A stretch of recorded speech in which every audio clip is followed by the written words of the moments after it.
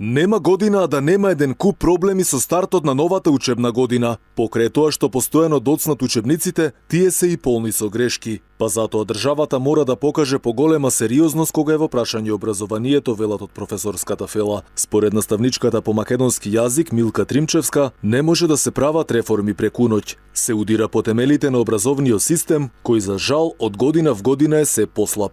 Учебници оваа учебна година, за следната учебна година се најавуваат според она што го следев многу набрзо по почетокот на учебната година.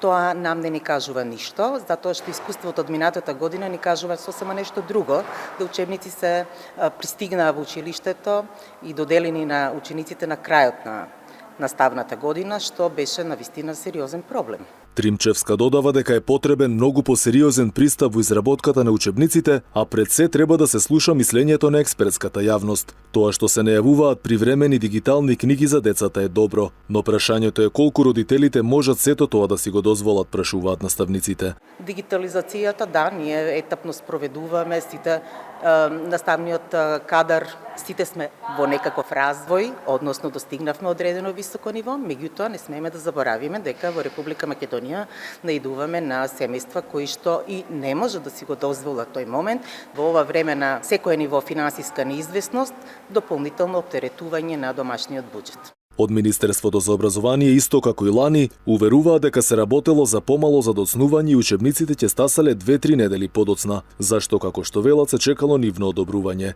Најголем проблем се книгите за трето и шесто одделение. Еден од главните предизвици на стартот од новата учебна година е немањето доволно учебници за учениците. Според ресорното министерство, учебниците се очекува да пристигнат во текот на новата учебна година. Кога точно и оттаму не знаат да потврдат.